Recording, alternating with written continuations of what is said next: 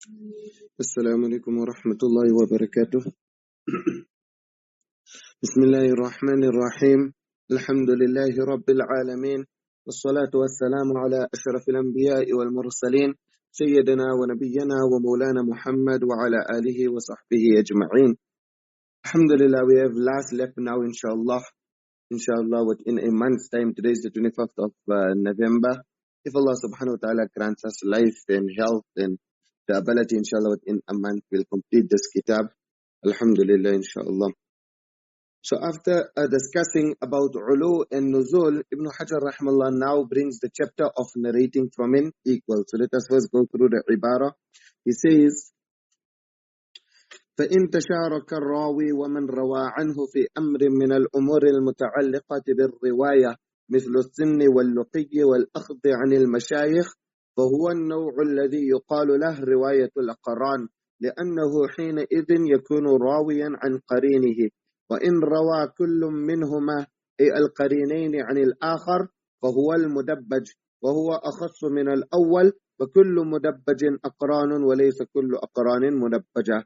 وقد صنف الدارقطني في ذلك، وصنف أبو الشيخ الأصبهاني في الذي قبله.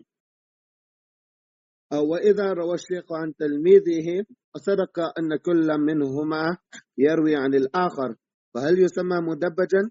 فيه بحث، والظاهر لا، لأنه من رواية الأكابر عن الأصاغر، والتدبيج مأخوذ من ديباجتي الوجه، فيقتضي أن يكون ذلك مستويا من الجانبين، فلا يجيء فيه هذا. So now he brings these discussions here about discussing from an equal, and thereafter he follows it with narrating from juniors. The reason why he discusses all of this at this point in the book is because when a person is narrating from someone who is equal to him, then the narration has the potential of getting nuzul, isn't it?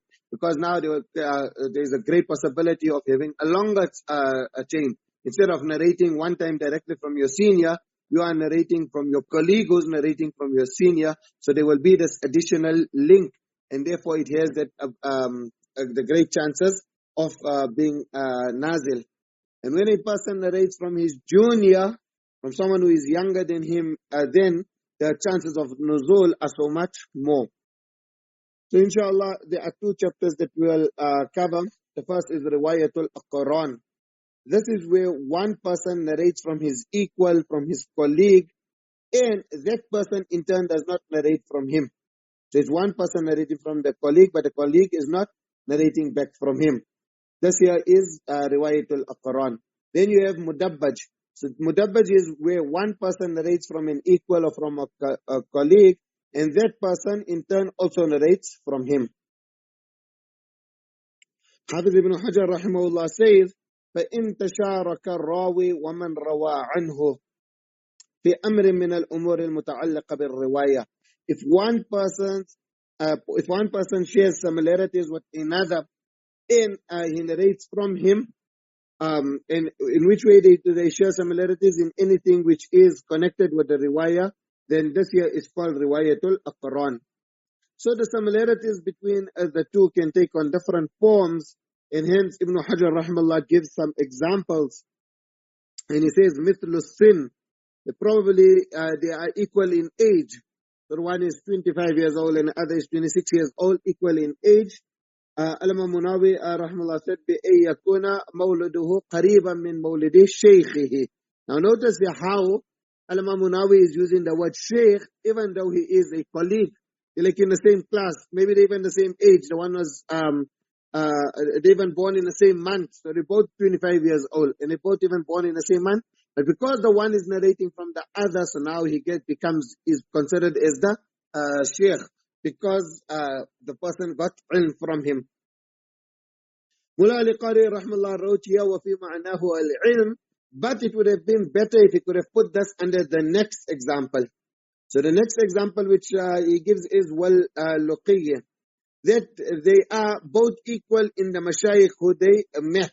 So maybe both of them had equal access and exposure to knowledge, even though their ages are different. And put it in our context, you have a 45-year-old guy and you have a 17-year-old. both in first year in the alim class, both in second year in the alim class.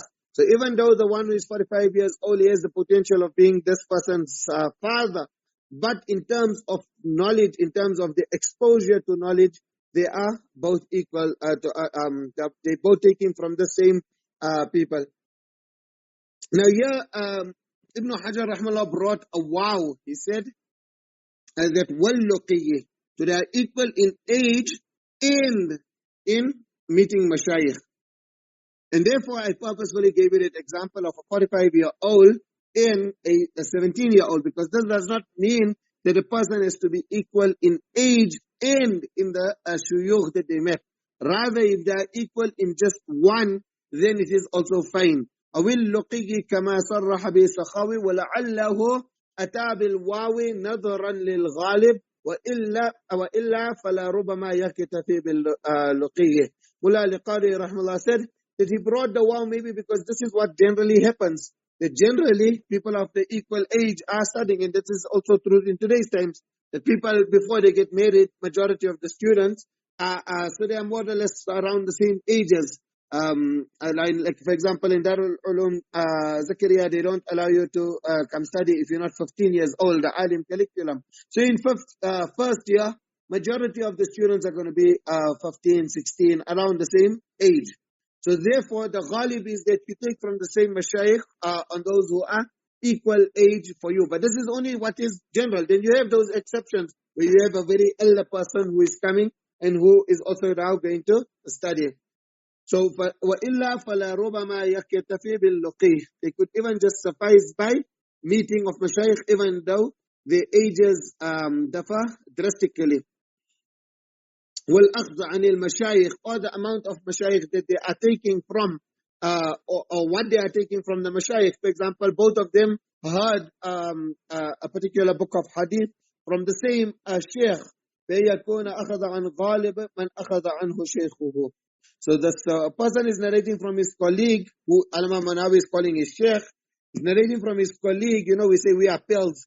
So it happens a lot, when you're studying with someone and after that person now becomes very successful in life and he becomes very popular and very famous. And but for us, it's just our pal. He's, for everybody else, he's the big Hazrat, he's the big sheikh, but for us, he's just because we lived with him for 6 years in the alim.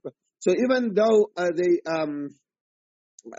appeals like this, but out of honor because this person is taking knowledge from him, Alama Munawi is using the word sheikh. فَهُوَ النَّوْعُ الَّذِي يُقَالُ لَهُ رِوَايَةُ الْأَقْرَانِ. So this will then be called riwayatul Aqran, narrating from a colleague. The word Aqran, now if you're reading Nuzha to an-Naḍar, how are you going to read it? You're going to read it with a kasra. فَهُوَ النَّوْعُ الَّذِي يُقَالُ لَهُ رِوَايَةُ الْأَقْرَانِ, because it's the mudaf ilayh. But if you refer to Nukhba, you will find that the sentence goes as follows: فَإِن تَشَارَكَ الرَّاوِي وَمَنْ رَوَى عَنْهُ فِي السِّنِّ وَاللُّقِيِّ فَهُوَ الْأَقْرَانُ. So there it has a dhamma. And as Mullah al-Qari, this here is the common i'tiraz. All the time this objection comes about. هَذَا مِنَ الْمَجْدِ الْغَيْرِ الْمُسْتَحْسَنِ. This here is not a very good way of combining the two books. إِلَّا عَلَى مَا اخْتَرَعَهُ الشَّيْخ من جعل الكتابين واحدا. لأن القرآن مرفوع باعتبار المتن مجرور باعتبار الشرح. So although we explained many times that since both books are the book of the author and therefore he could merge them as he pleases, Alama Munawi rahimahullah offered a way in which Ibn Hajar rahimahullah would have been able to combine the two books without having this objection against him. It was very simple. Ibn Hajar could have said this exact same thing what he is saying here, and it would have not changed the i'rab of the matan. So he said he could have just said it like this here. أي النوع الذي يقول له رواية الأقران. So he could have changed the words. Then if he changed the wording, it would have been then fine. Now why is it called رواية الأقران? لأنه حينئذ يكون راويا عن قرينه. The person is narrating from his colleague. He's narrating from his companion. So this word qareen, it comes in Al-Qamus al-Muhit, that it's al-Musahib. The meaning of qareen is a companion. But it does not just refer to any kind of companionship. Rather, it refers to a very close and intense companionship. And you know, it comes in the 24th juz of the Quran and in other places of the Quran, فَهُوَ لَهُ قَرِينٌ, of how the devil can even become a qareen. So Shaykh Raghib al-Asfahani, he explained, قرن الاقتران كالازدواج في كون اجتماع شيئين أو أشياء في معنى من المعاني. So things are like, when you become so close that you are actually like incorporated. But it does not just refer to any companionship. It also has the element of being close in age. And therefore, Al-Majazari in An-Nihaya, he mentions, وَالْقَرْنْ أَهْلُ كُلِّ زَمَانٍ وَهُوَ مِقْدَارُ التَّوَسُّطِ فِي أَعْمَارِ أَهْلِ كُلِّ زَمَانٍ. So this is the meaning when they have they are of a similar age and companions and extremely close to one another. So that's the literal meaning of this word qareen. So now the technical meaning of riwayatul aqran will become إذا تماثل أو تقارب الرواة في الأعمار والإسناد أي في الأخذ عن الشيوخ حسنة المقارنة وإن تفاوتوا في الأعمار. So this here then would be called riwayatul aqran, where they are both similar in terms of age, in terms of mashayikh, etc. And the one is narrating from the next. Now this here is the important condition. That the condition of this is that one person is narrating from the other. If so this is the important thing that and if it's only one person, if both are narrated from each other, then this here is coming in the next in the next chapter. Yeah. So now he says لابد في ألم القاني says لابد في هذا النوع من أن تكون الرواية من أحد القرينين فقط عن الآخر. That for رواية الأقران only one person is narrating from his colleague. إن بحيث يعلم أن هذا روى عن ذلك ولا يعلم أن ذلك روى عن هذا. If the other one is also narrating, then that's going to be considered in the next chapter, which it will be considered as mudabbaj.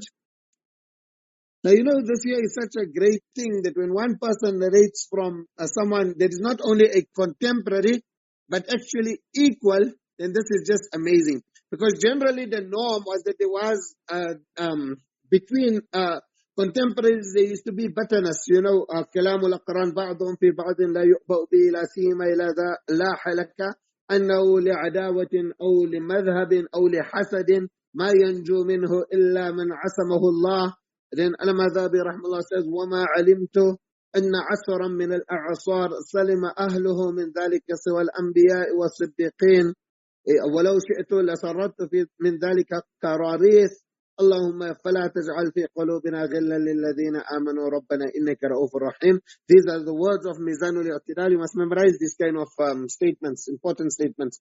So he's saying that when one contemporary has to criticize another contemporary, then you don't give any consideration to that, because there is, especially when you know it's because of enmity, etc. Now that is if it's just a contemporary.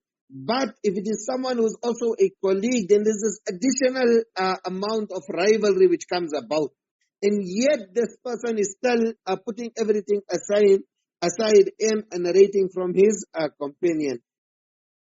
So therefore it becomes a great and a noble thing which he has just done by narrating from his colleague.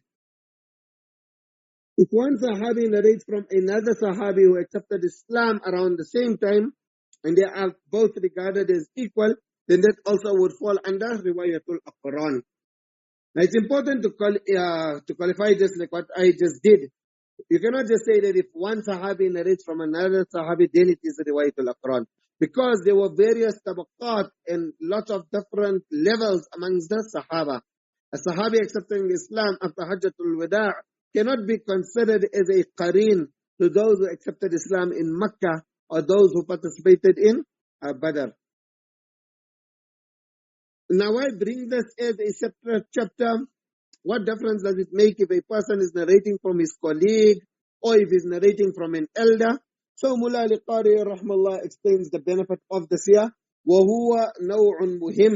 That it's not, does not only benefit, rather there's great importance in this here. It's essential that you need to acquaint yourself with this. Why? وَفَائِدَةُ ضَبْطِهِ الْأَمْنُ مِنَ الزِّيَادَةِ فِي الْإِسْنَادِ. When you are just reading the sanad, now if you got a pen and paper, you take a pen and paper and you write the word an in a very fast way, and then you write the word wow, you will realize how easy it becomes to confuse the two. Because the word an, there's just a very small gap, and that line is coming slightly on top and the dot. And in the past, they never even used to put that dot. Now that line which is coming on top, if you don't even bring that line properly to the top, and that gap, you don't notice it, the word an could be seen as a word, as the word wow. So if a person is narrating from his companion, when they were writing the sanad, they just put the ain and the noon in such a way, you read it as a, or they wrote the wow in such a way. And now you used to be, because the norm is that in the asanid you're going to get an. So if you read it as the word an, now you are, or if you read it as a wow, then you are now changing the whole sanad. So therefore, this here becomes the importance of learning this here, so that you know this person is actually narrating from that person who is narrating from the sheikh. It's not that these two are narrating from the same sheikh. So it's not two people narrating from the same sheikh, rather it's one person narrating from his colleague, and then that colleague is narrating from his sheikh, who this person could have also narrated from.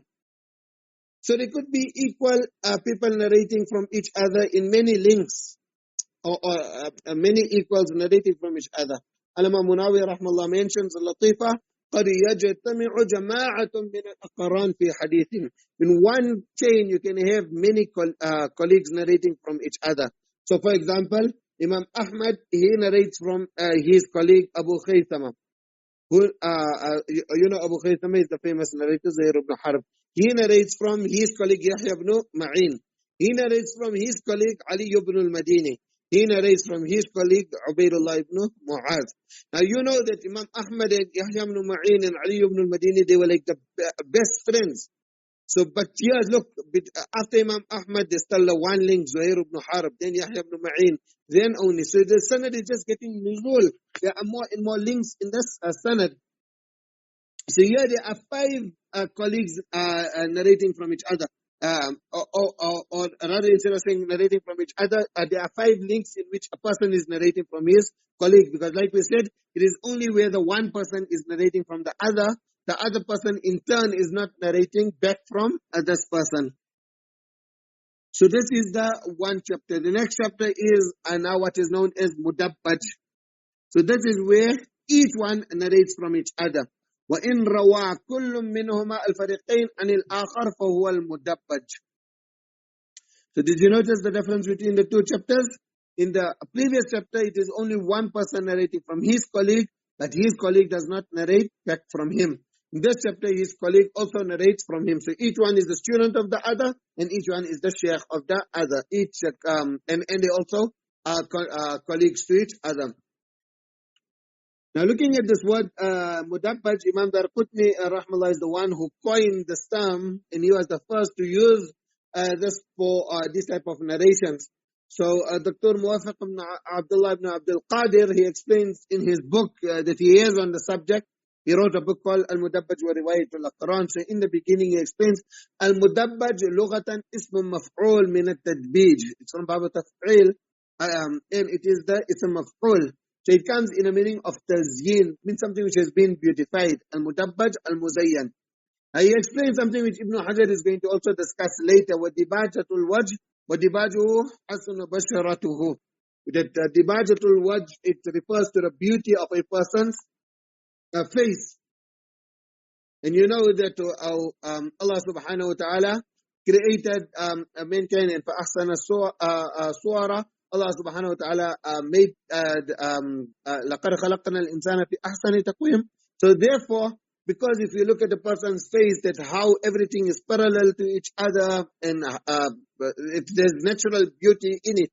So therefore, وَكَأَنَّ الْمُدَبَّجْ سُمِّيَ بِذَلِكَ لِتَسَاوِي الرَّاوِي وَالْمَرْوِي عَنْهُ كَمَا يَتَسَاوَى وَالْخَدَّانِ. Just like how the two cheeks are equal. Like if you look at a person's cheeks, the right cheek and the left cheek, both are the same. So in the same way, it's one person narrating from the other, and that person is also narrating back. So Alam al-Qani also gave this meaning, and he said, Muhassan al-Muzayyan. This is the meaning of the word mudabbaj. The technical meaning is simple. Al-mudabbaj istilahan ay yarwi al-qari'anani kullu wahidin minhuma an sahibihi. That way, each colleague is narrating from each other. علم القاني explains ولما كانت الرواية كذلك إنما تقع غالبا لنكتة عدل لأجلها عن العلو إلى المساواة أو النزول.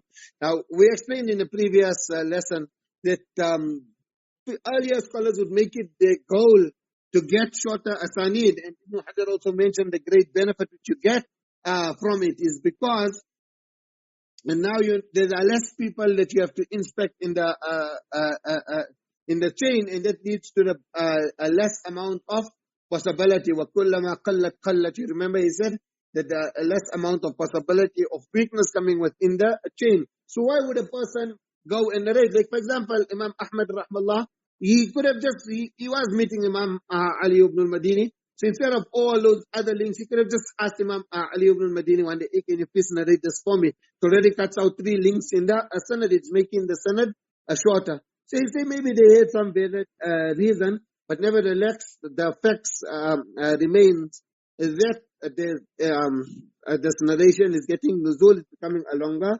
sanad. حصل الإسناد بذلك تحسين وتزيين. So Sheikh Nuruddin Atar provided a summary of all that we mentioned in the footnote. He says, الأقران هم الرواة المتقاربون في السن والإسناد واكتفى بعضهم بالتقارب في الإسناد وهو الاشتراك في الأخذ عن المشايخ ورواية القرين عن القرين قسمان. So the first is called مدبج وهو أن يروي كل منهما عن الآخر. And غير مدبج is وهو أن يروي أحد القرينين عن الآخر ولا يروي الآخر عنه.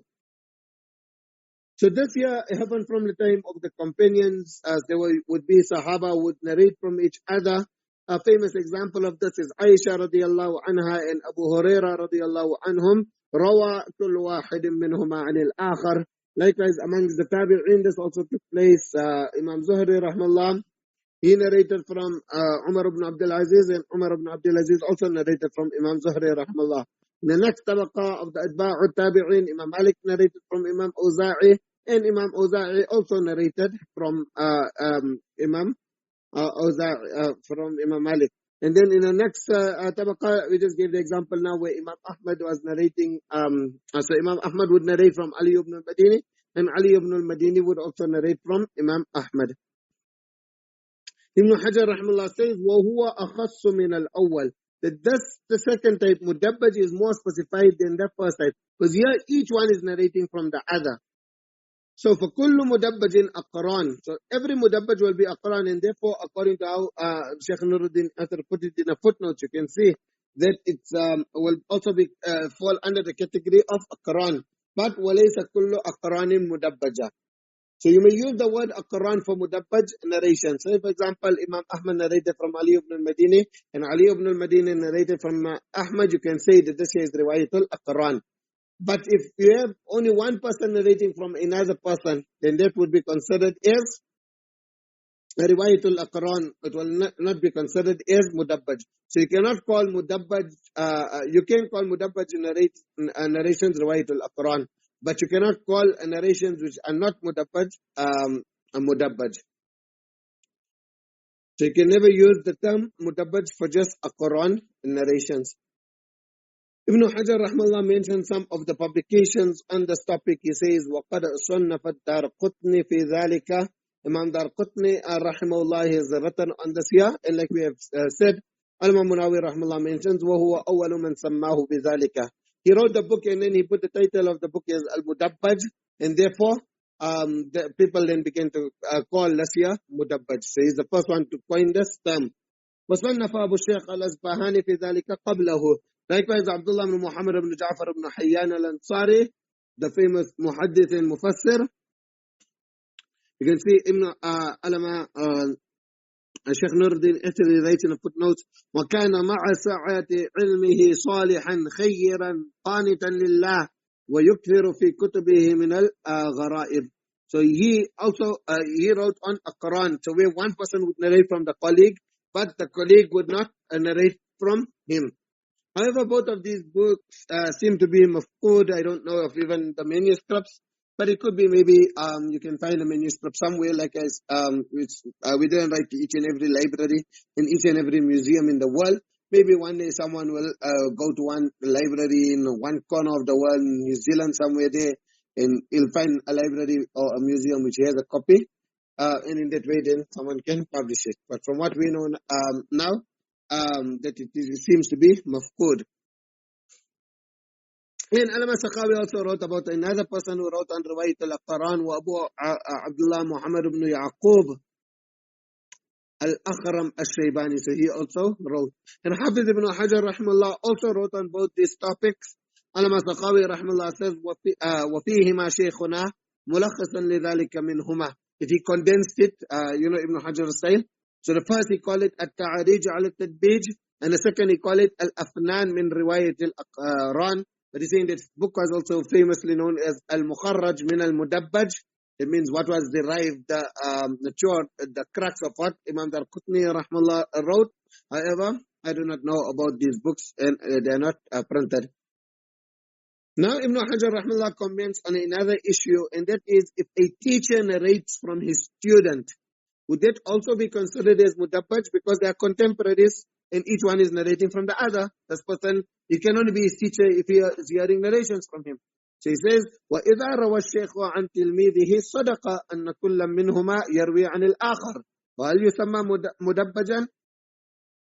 When a sheikh is narrating from his student, then definitely each one is narrating from the other. So now can we call that mudabbaj? He says, fi bahth, that the word bahth here will either mean taraddud, maybe there is doubt on whether you can call it, or it would become in the meaning of bahth and taftish. It means we just need to make more research on this here.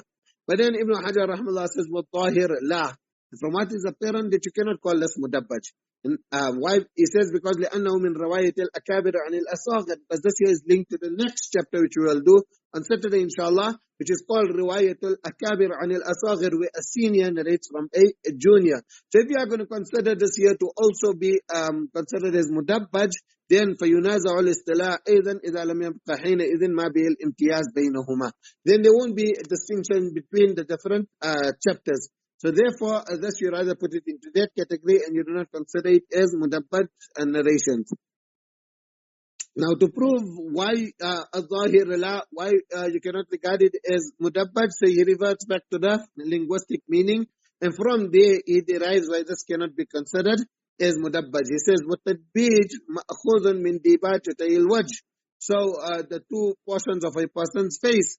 Now, just like how the right portion of your face resembles the left portion of your face, no one has one big eye on the right side and a small, tiny, whiny eye on the other side, or one fat cheek on one side and a small. If a person gets dimples, then even it will be on both cheeks. So, in the same way, just like how there's this similarity between the two portions of the face, likewise there has to be similarity here. And how will the similarity be? He says, فَيَقْتَضِي أَن يَكُونَ ذَلِكَ مُسْتَوِيًا مِنَ الْجَانِبَيْنِ. So here also, there has to be the similarity on both sides. And the similarity on both sides can only be when both of them have the same teachers or are of similar age. Otherwise, it's not going to be the same because now the teacher is so much elder. Probably he met so many senior shuyukh. Because of his age, he got the opportunity of meeting those who passed away before even the student was born. So, therefore, فَلَا يَجِئُ فِيهِ هَذَا. So then, Ulama Munawi rahmallah explains, وَعَلَى هَذَا فَالْمُدَبَّجْ مُخْتَصٌ بِالْقَرِينَيْن. Mudabbaj has to be the two people of equal standing, to be very similar. They will be, that will be considered as mudabbaj. And this here is also what Ibn Salah rahmallah and Imam Hakim rahimahullah is mentioned. أما رواية القرين عن قرينه من غير أن تعلم رواية الآخر عنه فلا يسمى مدبجا. You also need to be absolutely convinced that both of them met and heard from each other. Then you can call it mudabbaj. If there is doubt and you're not 100% sure, you know that this one narrated from his colleague, But his colleague, now whether his colleague also narrated from him, there's doubt, because maybe the sanad which it comes, it's extremely weak, etc., then that cannot be considered as tadbij, it cannot be considered as mudabbaj. Inshallah, we'll continue on Saturday. Until then, jazakumullah khairan. Assalamu alaikum wa rahmatullah.